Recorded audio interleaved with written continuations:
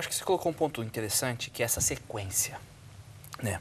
As bem-aventuranças, elas não estão numa ordem aleatória. Tipo, Jesus, vou falar isso aqui dessa maneira, colocar isso aqui na segunda, terceira. Não, existe uma progressão, uma progressão de desenvolvimento espiritual. É interessante que as bem-aventuranças, elas não são como os dons do Espírito, onde cada pessoa tem um dom. Então, o pastor Bill, a gente sabe que ele é um evangelista, um ensinador, orador, né? Um pregador. Outros têm um outro dom da hospitalidade. Então, você tem dons diferentes. Aqui, nas bem-aventuranças, isso não é essa a realidade. Aqui, o cristão precisa ter todas essas qualidades.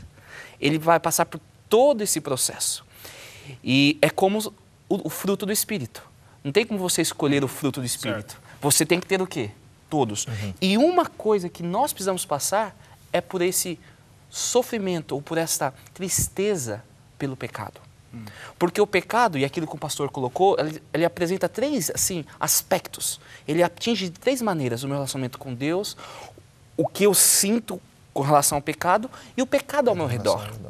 E isso leva você ao quê? A uma tristeza. Se isso não leva você a uma tristeza, tem algo errado com você. Você é insensível com as coisas de Deus, provavelmente. Mas a primeira tristeza que colocou é a tristeza pelo meu pecado. Pela situação que eu me encontro. Porque quando você disse, bem-aventurados os pobres de espírito, ele percebe que ele não é nada perante Deus. Quando eu estou perto da luz, eu percebo quão sujo eu sou. E essa percepção me leva o quê? A uma tristeza. Puxa, eu não sou bom. Eu preciso do quê? De um consolo, eu preciso do Salvador. E é interessante que muitos personagens bíblicos, eles passaram por isso daí. Quem sabe, Ezequiel, capítulo 9, verso 4, o livro de Ezequiel 9, verso 4, ele apresenta o povo chorando pelo pecado. Vamos ler. Vá por toda a cidade de Jerusalém e faça um sinal da testa de todas as pessoas que sofrem e se aborrecem por causa de todas as coisas vergonhosas que estão sendo feitas na cidade. Então veja, a procura das pessoas que estão aqui em tristeza pelas coisas ao redor. E quando a gente vê as coisas ao redor do nosso mundo, se isso não nos entristece, quando vemos famílias sendo separadas, a morte, briga, filho matando pai, sabe? Injustiça de toda espécie, né? Com certeza. Eu quando vejo os noticiários da televisão, por exemplo, e o sofrimento que está aí à volta, tantas pessoas inocentes sofrendo pela ganância de poucos, né? Então, eu vejo a reação minha, da minha esposa, ou quem está perto de mim, e a gente diz assim, puxa, mas que coisa, que tristeza. Eu conheço pessoas sensíveis, e tenho visto isso, que quando vem esses tipos de injustiças e sofrimentos que está aí às voltas, no mundo, as pessoas choram mesmo, literalmente, entendeu? Então, quando uma pessoa pensa de que um dia Deus vai colocar um ponto final na dor, na lágrima, na tristeza, no luto, então aí a gente tem aquela esperança e somos consolados. Deixa eu, então, ver se eu estou captando o sentido que vocês falaram. Se alguém se chama um seguidor de Jesus, um cristão, e ainda não chorou como resultado do seu pecado, a separação, ou do pecado ao redor, será que seria evidência que, quem sabe, eles não são um seguidor de Cristo, que eles ainda não passaram pela essa... Eu penso assim, a pessoa pode até ser um seguidor de Cristo, mas ainda não está completamente convertida a Cristo, porque Cristo sensibiliza o coração. Quando nós encontramos a Cristo, quando nós procuramos ter um relacionamento com Ele, ninguém consegue ficar indiferente.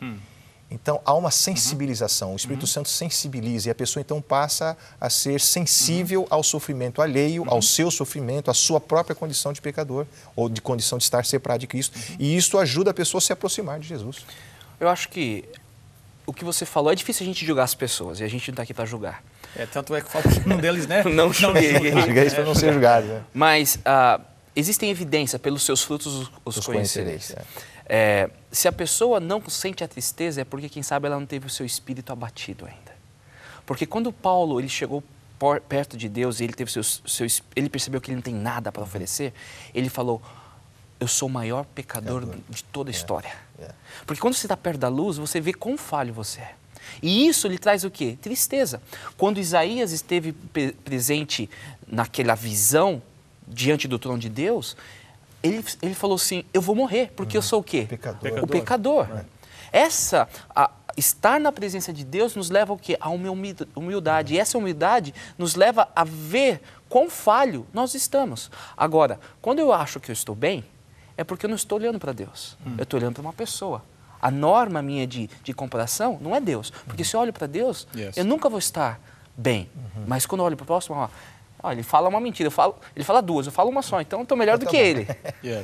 Essa é a comparação muitas vezes. Isso é uma condição humana, né? Nós temos a tendência de nos comparar aos outros, enquanto o padrão é Jesus Cristo. Por excelência é Jesus, né? Então, nós às vezes sentimos um certo conforto, que não, eu não sou tão mal que nem aquele, mas Jesus nunca disse, eu quero que você seja melhor que um mentiroso, ou de um publicano, ou até que um pedófilo, entendeu? Esse não é o padrão não é esse. O padrão é a perfeição de Deus, né? Esse é o alvo para cada um de nós, né? E é interessante notar que você falou o ladrão, o pedófilo e tal. Então, há experiências extraordinárias de como a palavra de Deus muda o coração das pessoas. Muitas dessas pessoas, quando se viram no fundo do poço por causa das suas ações más, foram presos ou contraíram uma doença ou tiveram grandes dificuldades com a justiça dos homens por causa dos seus atos criminosos, e essas pessoas foram presas e lá alguém levou a elas a palavra de Deus.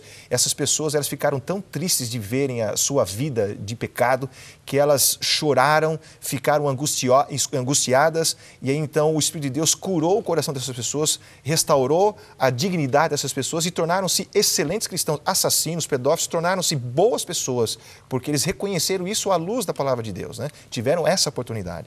E eu acho que isso é um ponto interessante, que nós estamos chegando ao final do programa. E eu acho que queria tocar, que parece que tem um passo aí, né? Existe o choro pelo reconhecimento da nossa separação, né? Mas isso leva o cristão, então, a tomar um passo, né? Que eu acho que é o arrependimento, né? Exatamente. Que eu acho que é o arrependimento aí que facilita ou abre a porta para que Deus possa então trazer essa transformação. É verdade? Com certeza. E não só isso, essa transformação ocorre porque o Espírito Santo começa a trabalhar. A gente abre uma porta para o Espírito Santo trabalhar quando nós reconhecemos a nossa fraqueza, mas também nós nos tornamos consoladores de outras pessoas. E em Isaías 40, há um mandato, consolai, consolai, consolai o meu povo. 3 vezes se repete.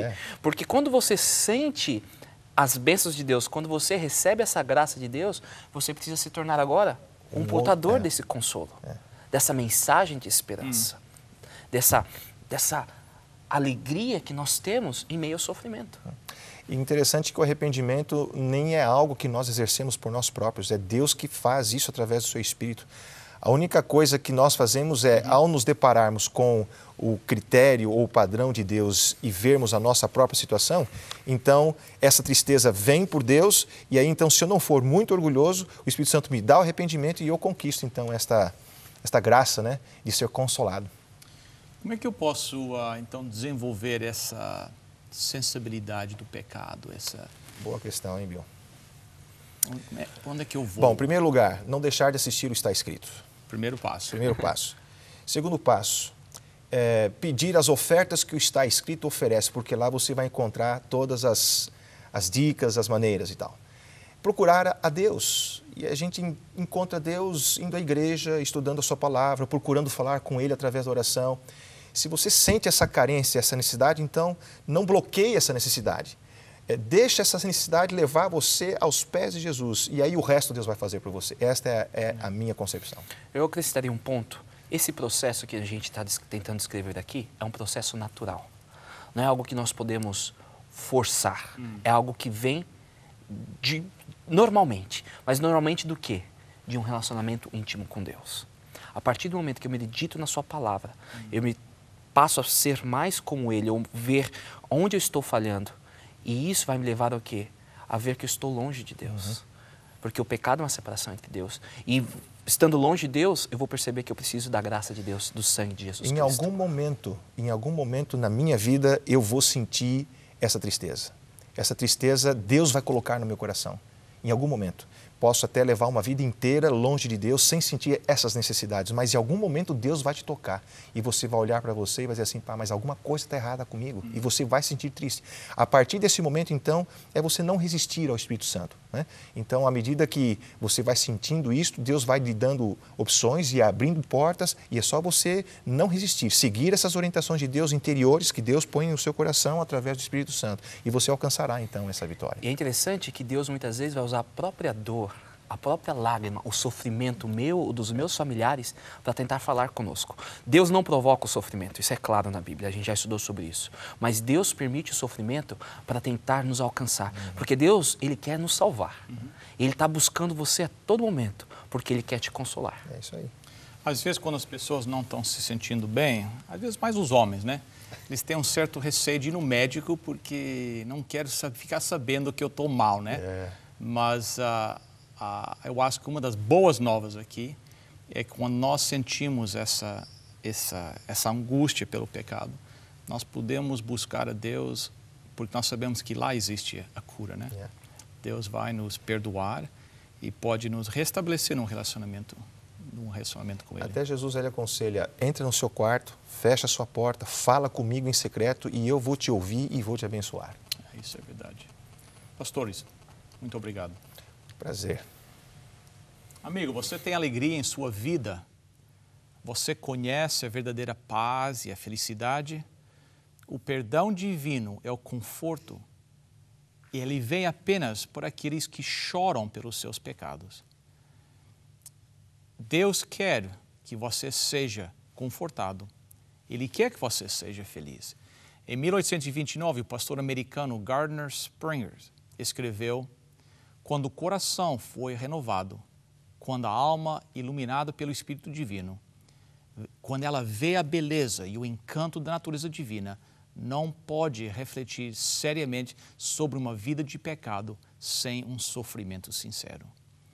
O milagre do novo nascimento significa uma transformação de perspectivas. Isso é que toma lugar na vida do cristão.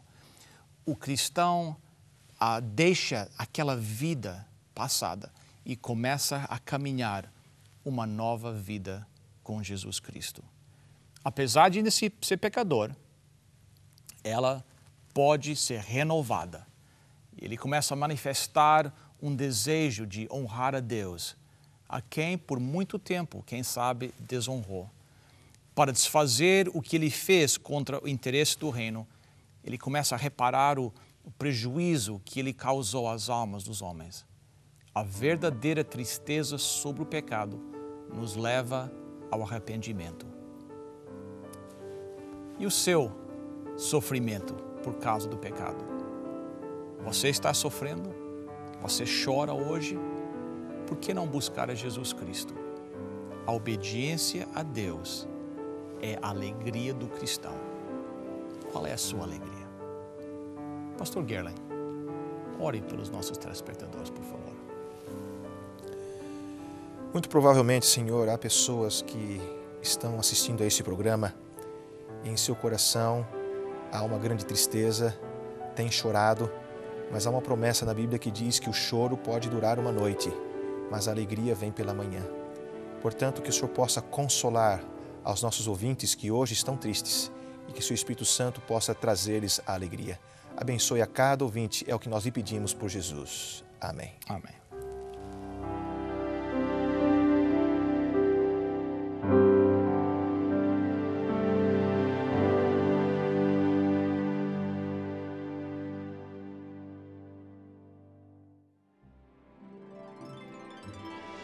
Quero agradecer aos pastores aqui que estiveram conosco. É um prazer estar com você, viu? Obrigado. Eu quero agradecer aos telespectadores também. Se você está chorando, saiba que no capítulo 21 de Apocalipse diz que um dia Jesus vai enxugar todas as lágrimas. Lembre-se de visitar o nosso website, estaescrito.ca. Se Deus quiser, na próxima semana vamos estar juntos. Até lá, lembre-se, está escrito: nem só de pão viverá o homem, mas de toda a palavra que procede da boca de Deus.